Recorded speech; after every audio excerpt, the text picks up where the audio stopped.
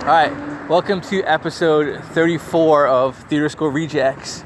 And my guest host today is Mario Hiroshi because Richard is working his ass off these days. So, Mario, where can people find you on Twitter or whatnot? You can find me at mario.hirose, it's Hirose, on Instagram or Twitter. All right, and your website yet? Not yet. It's okay. Yeah. You can find me on Twitter at Love is Cthulhu and my website, dougxcomedy.com, because, I got a website. And Mario just hit the Comedy Store and then came down to Claremont for an open mic because he's the hardest working man in comedy. And then you just did, yesterday you did a show in Flappers. And how many people did they have for Thirsty Thursdays? They might have had maybe 10 to 12 people. Oh, but fucking Theater School Rejects was rocking 13 to 15 audience members every goddamn month, and they don't got time for us. So fuck Flappers, man. That being said, I've got a show at Flappers on Sunday, so come out and see me here in Claremont. I really liked your set, man. So do you have any new material that you're working on, or? Yeah, it's actually been writing stuff. I chickened out today at the open mic tonight in Claremont and didn't do any of it. Do you want to do some of your new stuff here for our 5 of listeners? Not yet. No, you don't I want to be a little bit more polished. Okay, because basically you're previewing it to like Veronica and Richard's mom. So that's our 5 of listeners, and Brian Sutow on the East Coast. Hey, Brian, and maybe Deep Cuts. I know our listeners by name. Hey, everybody. It's like I thought I was going to take a break from all this, and then as soon as I announced a break, I feel like Brett Favre now, where I had to unretire myself. You did, yeah. You came out, you retired, and then you unretired. So you're going to come. No pressure, man. I'm just wondering if you're out of retirement, are you going to come do our show on the 21st? So no lie, if you look at my calendar right now, I have bookmarked the Fountain Valley show. I'm happily going to be there as a spectator, rooting everyone on. I mean, that's fine, and we can always use more spectators, but like, if you got the Jones, man. No, I mean, if you want me to perform, I'll be happy to perform, but yeah, I figured out. Well, dude, you're like, hey, can I come and like set up or MC? You clearly want to be involved. No, well, it's blame it on the day job. It's like usually when I go to like entertainment events, I'm working. Right. So it's just I can't sit still, and I'm sure Veronica's doing a good job, but I mean, just from the one time I hosted for you, and thank you again for that. It's a lot of work managing the lights and then having to be funny in between, and so I thought maybe I could just help her alleviate the duties by managing the lights. No, I appreciate that, but I want her to get the experience, and that's gonna be good for her because she's gonna do show running on August. She's going to basically book the show, which is why I told you I can't like tell you or book you for August because I'm not doing it. And then Richard's going to show run I'm assuming the VFW show on July 29th is going to become a monthly show, and he is going to show run the August VFW in Burbank show. I am definitely going to be there at the Fountain Valley show. That's on I've earmarked that. Well, I'm in July. I'm talking August. I'm talking about August. Okay. August is so just letting you know, like, I'm not in charge of that in any way, shape, or form. I'm doing 10 minutes, and that's it. Everything else is going to be, like I've said, either for the Fountain Valley, it's going to be V's responsibility, and for the Burbank show, it's going to be Richard. He's going to book it. He's going to choose the MC, and I'm really excited to see what people do with the show who aren't me. Wait, so you said that's the 29th. That's the July or August? That's July 29th. Okay, yeah, that's the one where. So I'm turning 40 the next day. Yeah. I may not be sober that weekend, and so No. I want to say that it's like, hey, I'm going to go to that show too, but I may not be even safe to drive. No, I didn't ask you to, man. I'm just telling you like that. I'm assuming that's gonna become a monthly show, and in August I am turning over the wheels to like, to the people that like closely involved with the show. And at the time, you were in hiatus mode because you're also kind of closely tied to the show. But so let's see what else is going on. So I'm excited. I told you there should be tentatively August 9th this show at a senior center. So come on out. If you can. I don't know if it's really closed or not. But August 9th, I'm going to be getting some comics together. We're going to entertain some people who are in a senior center. Sarah Khan gave me the info. And so I'm excited to like bring comedy people who don't get out much. They don't come out to the Fountain Valley Yoga Studio. So we're bringing Theater School Rejects to them. That's on a Thursday. Yeah, it's going to be a daytime thing. It's going to be like 1:30 in the afternoon. Wow. Huh. Well, I mean, like their hour, it's like they're like 8 to 5. They're not a full-time place. They're just like an activity center for seniors. Okay. But the person who booked is like, all right, if you don't experience seniors, they have dementia, and I'm like, okay, we'll make the show short, like an hour instead of our usual hour and a half, and like nobody's gonna do a set longer than 12 minutes. So there won't be any callbacks that people have to remember. Because I'm like, if you do a 15-minute set, you call back things like 15 minutes ago, maybe people with dementia and senility aren't gonna remember what you said and can't know what you're calling back to. So. Yeah. I initial thought would have been like, oh, this is going to have to be a clean show. It has to be a clean show, yes. But the funny thing is, so one of my friends actually runs a senior center up in San Francisco. Oh, wow. They installed a computer lab just so that they could get on the internet and, you know, just kind of be more one with technology. Their biggest problem was the seniors, like downloading porn. Well, I mean, part of what I'm thinking is like, I'm going to get like, you know, some girls who are nice to look at, because I figure at least the male seniors would be like, you know, they can't do anything, but at least the window shop. So like, I mean, that at least, you know, if they don't understand the jokes, they can at least appreciate. So, yeah. That's a really nice thing you're doing, though. I've been wanting to do this for a while. Like, I want to go to like hospitals and like and veteran centers for people who are like, you know, well, I guess kind of captive audience. They can't leave, but like people who are, you know, hospitalized, you know, at least break up their day, because, you know, I've had some chronic pain and chronic issues, and sometimes you can't get out of the house, and the idea, I've been overnight in a hospital, and like anything that breaks it up is just really appreciated. So like, I'm hoping this gets my foot in the door, and then other senior centers and maybe they know hospitals, because like the problem is they I think they want entertainment, but they also don't want like sketchy people coming in, and they're like, oh, well, who are you, and what's your organization, and they're like, what the fuck. So it's like there's a need for it, but I think there's a lot of like resistance to having people do it. I feel like there's like a future non-profit organization for doing this. Well, I'm thinking about making a non-profit like for this, but you know, well, anyway, I'm also talking to the National Lawyers Guild, which is like this super like left-wing lawyers association, and I'm like, can we do a fundraiser for you? And they're running up the chain to see like if we can do a comedy show at their organization to like raise money for them. Huh. So like, but yeah, and but no, I definitely have thought about making a nonprofit for that, for the purpose of like bringing comedy to people who are in hospitals or whatnot. I mean, comedy is already non-profit, so it's all. No, well, the only difference is like you can take donations and you don't have to count on them as income. That's the only difference. Right. You can always take donations, just like, man, I don't know where the fuck we are in Claremont, but it's like picturesque. We are in downtown. We were in downtown Claremont. Now we're in like the woodsy section of Claremont, and like, you know.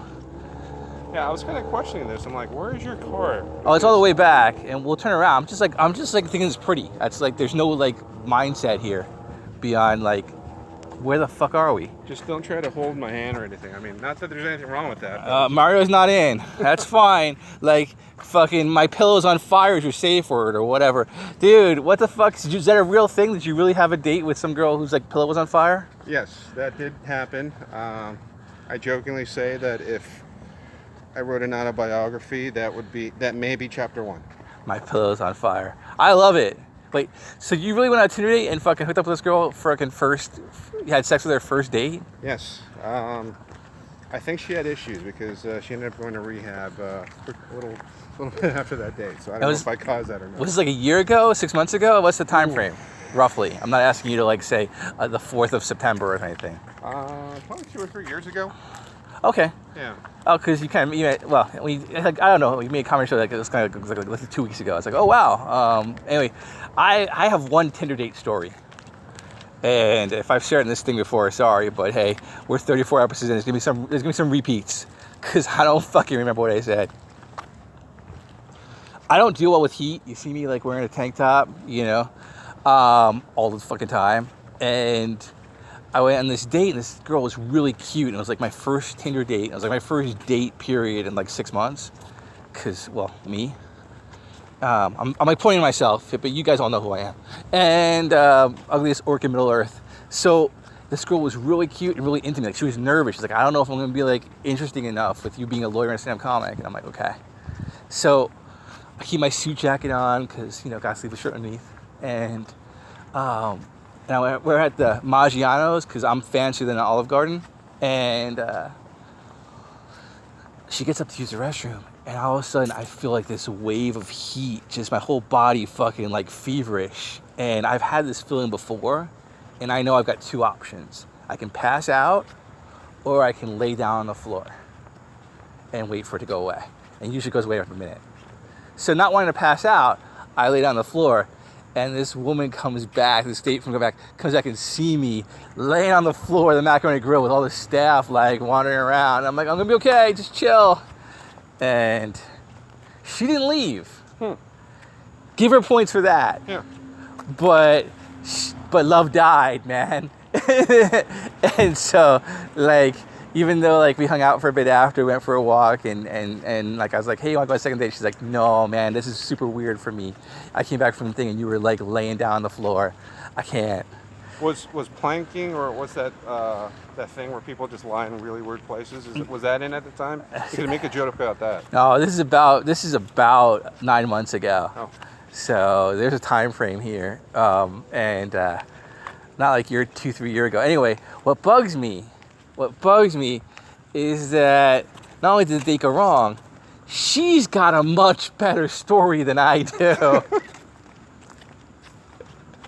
She can tell her friends, I came back from the restroom and I thought he was going kind of okay, and the fucking guy was passed out on the floor.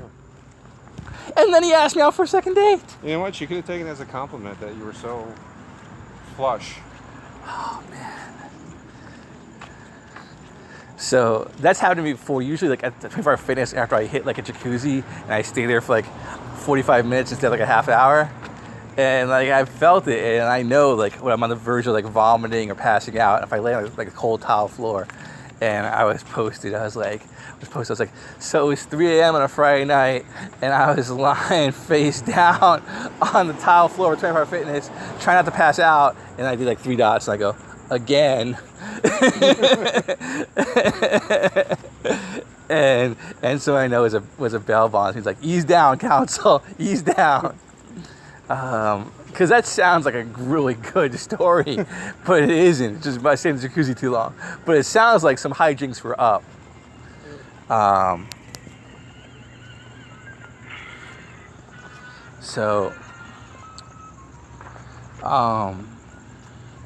Did you see the? I put the sword fighting of me and you to music. I had some like epic like fantasy music that's free on the internet, and I put that to our sword fighting. I did. I thought you'd kick out of that. I gotta step. I can't. It still bugs me that I lost that last sword fight to you, and like I was up 1, and you had a brilliant comeback. Oh yeah, that was fun. Oh, that still bugs me. I like that you take it. I take it. Oh man, me and V were like doing the best of 5 at the end of our sword fighting, and we were using the foam swords. And she already like busted my lip open previously, and we just like double killed like for like 5 straight times, and so it was like a 5-5 tie. What? And she was upset about it. I saw your. What happened with the glow in the dark swords? Oh, they're here. I'll show it to you. I'll show them to you. All right. So I couldn't figure it out because I had the right address to the company I buy them from, which was, hey, plug Hema shop in England, come sponsor our podcast, and.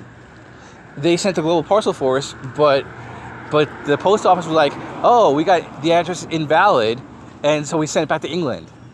And I'm like, first off, that's a terrible solution, and second, like I've had it delivered twice to the same address. How is this an invalid address? And it turned out like somehow that it said the right address on the package because I went and picked it up at the post office, but it also had a different packing slip that had your address as like 5 instead of like. Well, I'm not gonna give my actual address, but it said 5 instead of like 5521.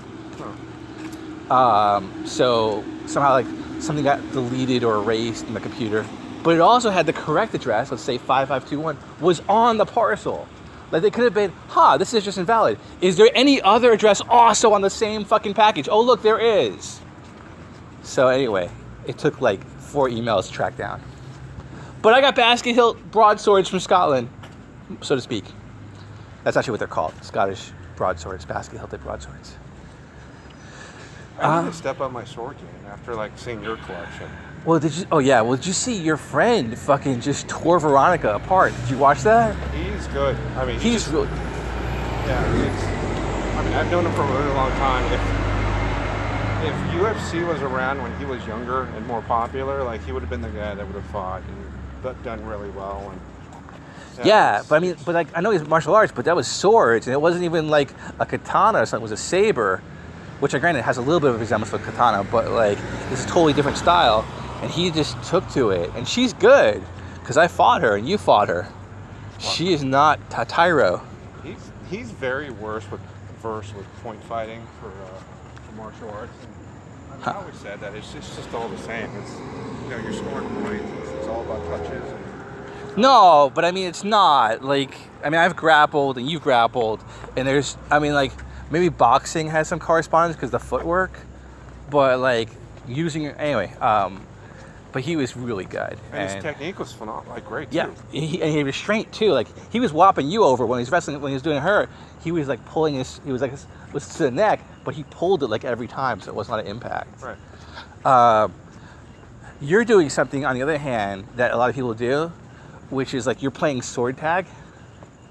Which is different. Like he was like doing a strike with force and then stopping. Mm-hmm. But I saw this. You're like flicking your wrist and hitting me in the head, which is like a good tap. And you don't want to hit the head too hard. But there's no power when you flick your wrist. That's why I do those, what's called Molinet, where you rotate your elbow, and that creates the momentum that you actually cut with. Yeah. Which a lot of people do. Like I watch a lot of Hema videos. I know you don't, but I do. And like because points are from touches, you have generally put a system where a lot of people play sword tag.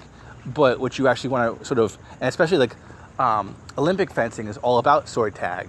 But with the idea of Hema is you're trying to recreate actual like sword fighting, and what you want to do is not necessarily just like wrist cuts, which like thrusts are fine. You don't need a lot of force with a thrust. Right. But like for a saber cut, you actually want to rotate. You don't want like a baseball bat. You want to do like a Richard who likes to swing like wah, like it's a club. But you do want to try to rotate your elbow. Yeah, I guess it's just the balance between not wanting to telegraph your strike and just create a point. Exactly, but unfortunately, like I said, when you actually were fighting with someone, you wanted your cut to do something because, as you've seen, there's a lot of double hits, and if your strike doesn't do anything, and their counter strike, cuts off your arm, like you cut their face. Anyway, I was just saying, and you can watch the videos. I'm not making this up, but like. That there's an idea of you want to restrain, like your friend did. You don't want to actually swing full hard at the head, but you do want to do a motion that would generate sufficient force. And it's maybe in Japanese, you think I'd be more prone to like kendo. The one thing I've always hated about kendo was to me what didn't replicate using a katana enough, and that's why I never gravitated towards that. And I'd rather fence or use a saber or something it just seemed like it would translate better to actual practice with the sword. Well, that's kind of how I got to Hema. I got some friends who were doing a thing on Tuesday nights in Pasadena where they would fight with Shinai, the kendo sticks. And this is basically the Hema podcast, and I was doing it.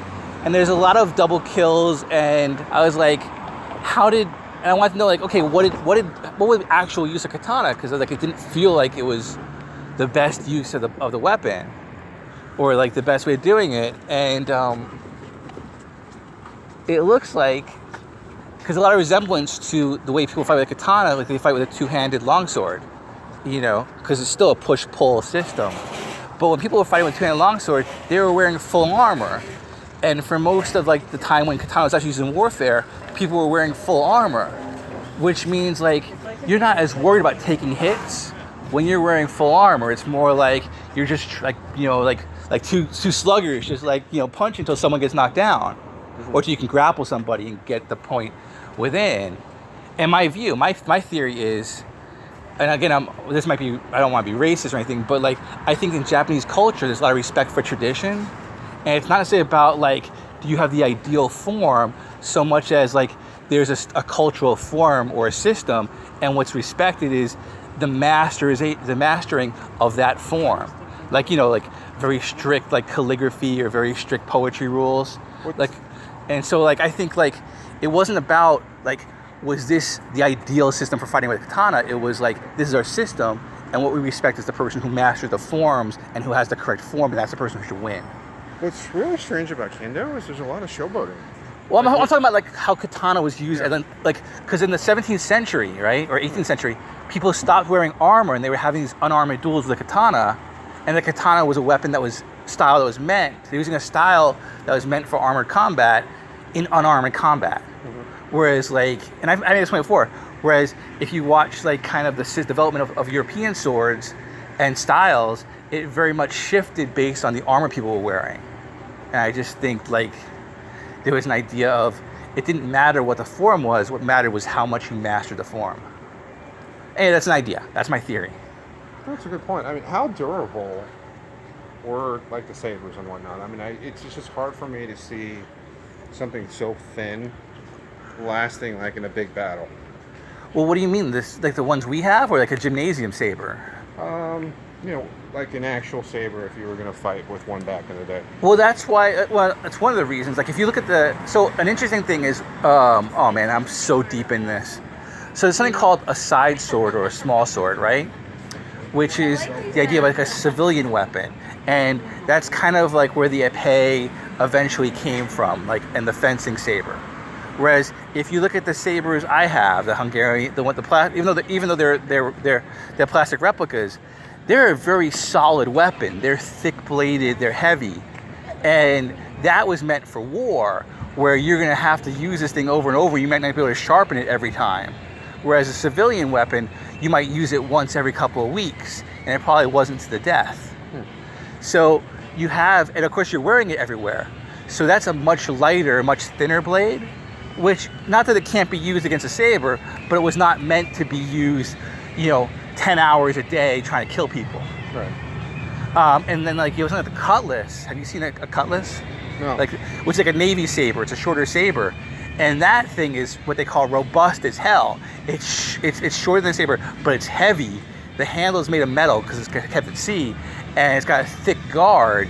So like, you can definitely see the sort of difference between like military weapons, military sabers even, compared to something like a civilian side sword. Oh man, we got deep into Hema. All right, that's enough for our podcast today. And Mario, once again, they can find you at Mario.Hirose. Would behoove me to plug too. I've got a show next Saturday, July 14th in San Juan Capistrano. You can find all the information there. Okay, and I'm going to be in Flappers again on Sunday. And then, of course, we got our Theater School Rejects, which I think Mario has been talking to join in the lineup for July 21st at Fountain Valley Yoga Studio. All right, thanks, everybody.